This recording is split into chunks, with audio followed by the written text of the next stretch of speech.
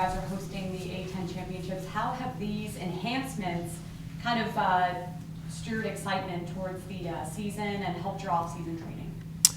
Well, to start with the Performance Center, it's certainly made our life a little bit easier to start with. We were able to move more efficiently, being able to get more reps, being able to organize things easier for our players and our staff. As far as the upcoming tournament, it's awesome that we're gonna host it. I haven't thought about it. I'm lying. Outside of not sleeping, I haven't thought about it much more than I prepare for any other tournament.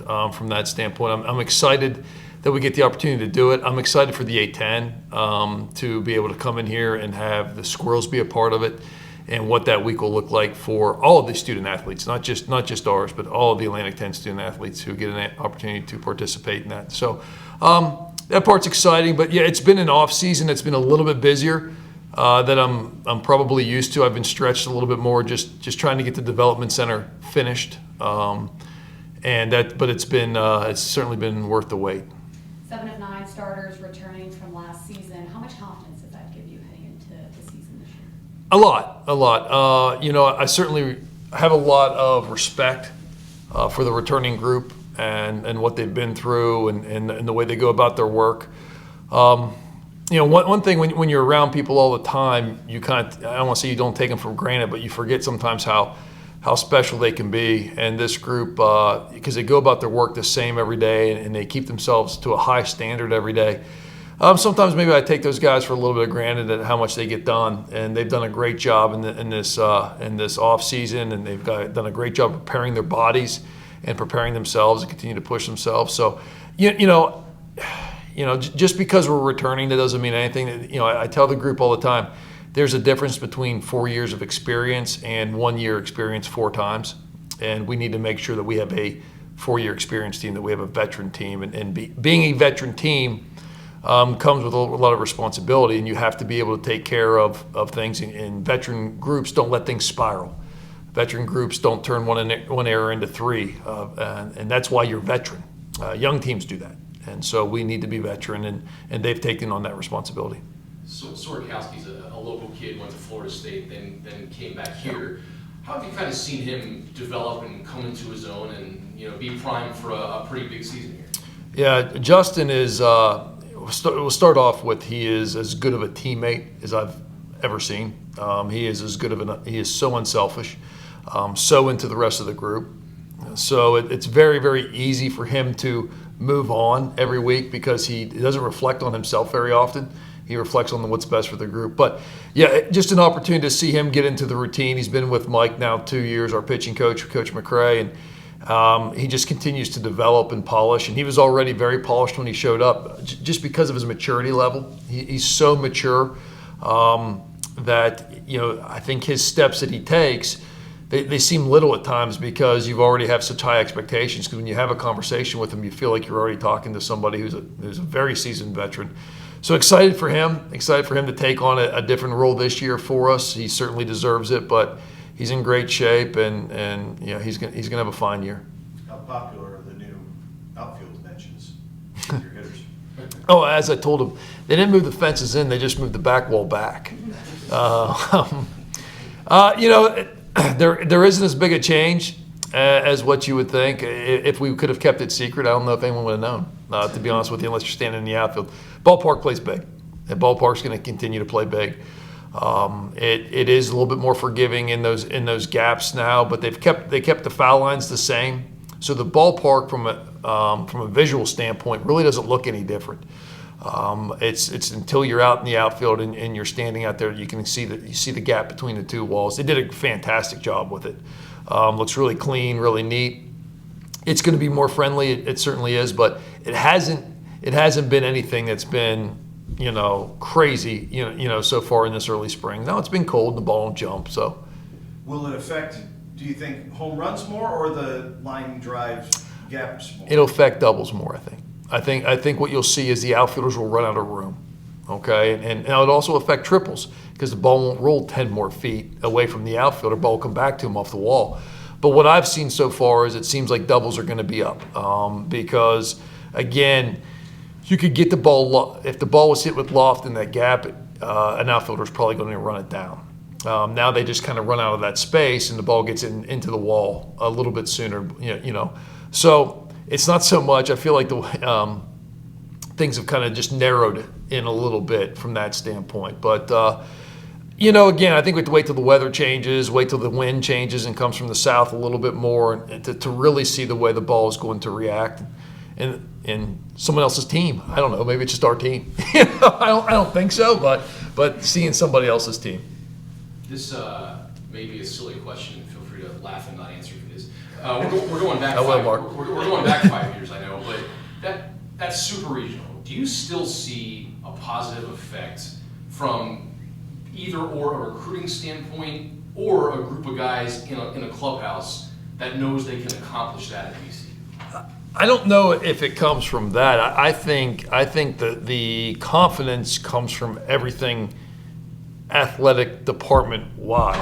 I think confidence comes from beating LSU in basketball at the Siegel Center. I think confidence comes from selling out the Siegel Center. I think confidence comes from a $2 million hitting facility. I think confidence comes from the fact that we have a media room full of reporters today for our baseball program to start. You want them to build confidence off of tradition always, but we don't look back at that much. That was a special time here. We've had other great seasons here as well, and that one just continued to go a little bit further. I think it's more of a VCU, Richmond, VCU athletics that they should build confidence on, and they should realize that we can compete with anyone, and that's how I feel in our recruiting. You know, but you got to remember there is a fine line between confidence and entitlement, and that's what we fight as coaches. And when you talk about the things I just mentioned before, you have to keep them focused on. I told them the other day in the dugout, we've won a lot of championships here before we had a hitting facility, before we had Repsoda, before we had TrackMan, before we had big screen TVs. Work wins championships, plain and simple. Won a lot of championships from Franklin Street Gym and a lot of programs.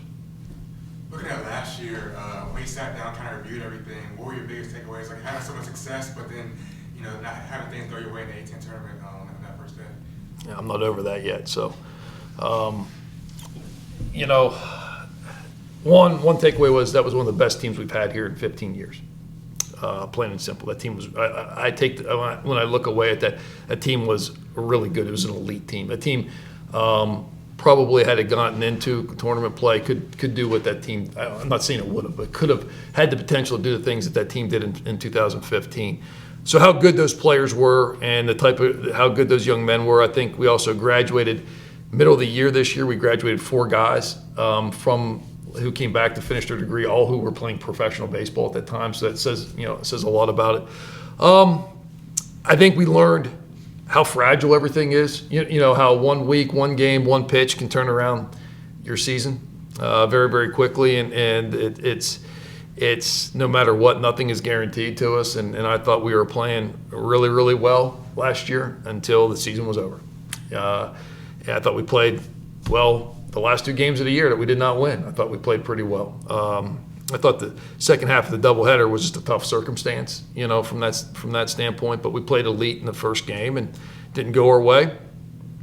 From a takeaway standpoint, I think, you always want to move forward. You always want to learn. You always want to, with that group there, like I said, I'm not over it yet. I don't know if I hope none of them are over it yet. To be honest, I know you're supposed to say we should move on. Our coaches we're focused on the future. No, we're not. No, we think about it all the time. We think about it all the time, and you take points away, and I hope they hold grudges over it. I really do, and we'll see if they do or not. But the takeaways are that team was very, very good. That team had a chance to be elite. It's a fragile season, and nothing's guaranteed to you. And certainly this team's. We have to find a way for this team to win. That's the next thing. Each team wins differently. Well, off that, I know last year you talked about you really felt like you needed increasing competition within the group to help you guys improve. What were the areas you noted this offseason that you really need to improve to kind of take that next step? Yeah, I thought this year the focus has been more on we needed the older players to hold the older players accountable. That was something that I thought we needed to really focus on, because we did have a veteran group returning of 7 of 9 starters. So when that happens, when you get senior heavy and you get older heavy, then it's not so much, yes, the culture and the standard of the culture will hold the young people and the new people accountable, and we'll get them moving forward. But somebody has to hold the older group accountable other than the coach. We talk wah at some point. These guys have heard it for 4 years. They don't need to hear it again. Right now, a lot of times when I'm speaking to the group, I'm speaking to the younger half of the team.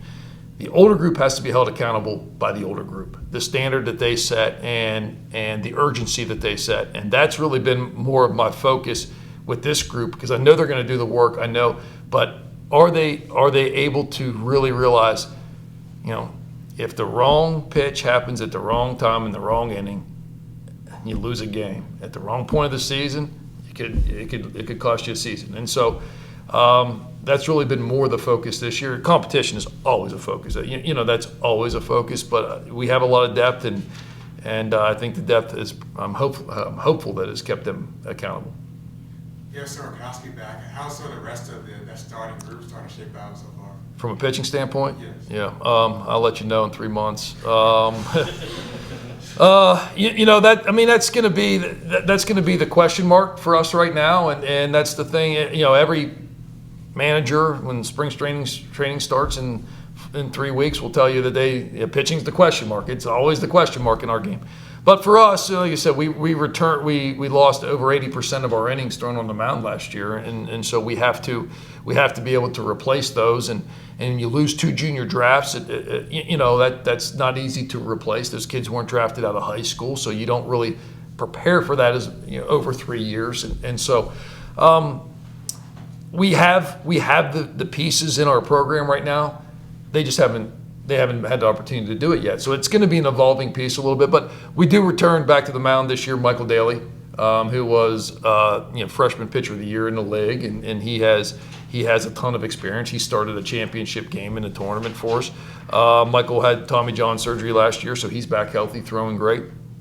And we have Evan Chenier and Danny Watson returning. They both threw significant as freshmen for us last year. Between them, I think they were 12 or 11-1.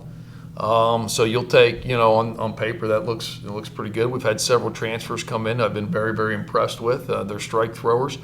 And we've had, and that the freshman group is extremely talented. So it's just going to be about us getting our feet underneath us, and those guys not trying to do too much, and let the older position players settle in and make plays for those guys, to give those guys confidence that they can continue to make mistakes at times. And so, but we have some pieces there. We just gotta, they're just not familiar to everybody yet. You talked the dimensions of the new dimensions now may help doubles. Looking at the construction of your lineup, I know that was a big area of strength last year. You had a lot of doubles last year. Do you think even if you don't see more home runs, the new dimensions could help you guys in that double production this year? Or yeah, that's a great question. The program has always been built around defense, and that's always been the way we've always tried to win games, was more on a run prevention standpoint than a run production standpoint. I hate to ever look at offense as something that I am counting on, because offense comes and goes. If we'll pitch and defend, I know we'll be in the game. If we get one hit, we got a chance. But that being said, when you return what we return, doubles. You score in college baseball through doubles. And so doubles are a huge part of that. We think we have that type of production in that lineup. We still want to play fast. We want to play. A lot of our doubles are singles that we turn into doubles at times. But we do have the guys in the middle of our lineup, starting with Liam Hibbets, who are able to be huge run producers for us, and we'll lean to him. He's ready for a big year.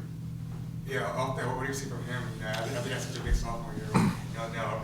He just continues to progress. I really respect his game. Liam, he just continues to work. He is such a tough individual, tough competitor. Competitively, his spirit is really, really high.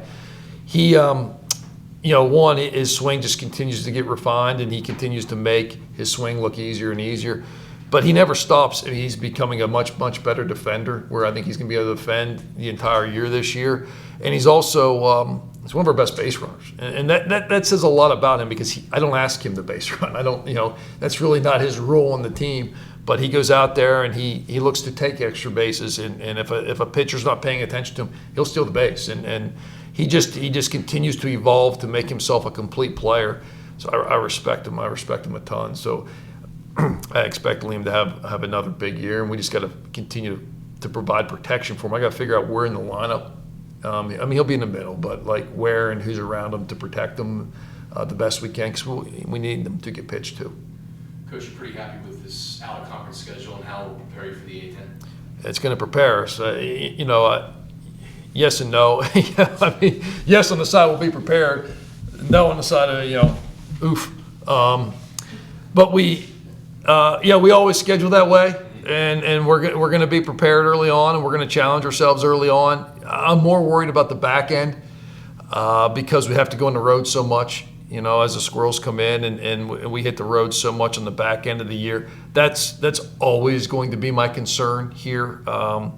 It's just kind of the way that schedule works out, and the fatigue of our players, and when you're trying to rest your guys, and you have finals coming up, and it's the end of the year. All those things that come in, and we play on the road a ton. There's been teams that's been really good for, and there's been teams that hasn't been good for. So that stretch is always kind of what worries me. But the A-10, preparing for the A-10 is getting more and more challenging. The league continues to grow. It continues to get better. Programs continue to be on the rise, and just looking up at what's going on at Dayton and what's going on at LaSalle's getting a lot better, and George Washington and George Mason and Richmond and St. Louis. They're all those teams are unbelievable programs. So I don't know what nothing really prepares you for the travel of that. Nothing prepares you leaving Richmond, Virginia at 70 degrees, and you may end up in Rhode Island at 40 degrees. Nothing prepared until you do it. And this group here has never been to Rhode Island. So we finish up our season, and we've never played Rhode Island at Rhode Island. So that's going to be new. That's a new experience for all of them. So all of those things, it's tough to prepare for all of those things. But all you can hope is that it puts you in a good mindset, that you have the guys ready, that they're confident when we get there.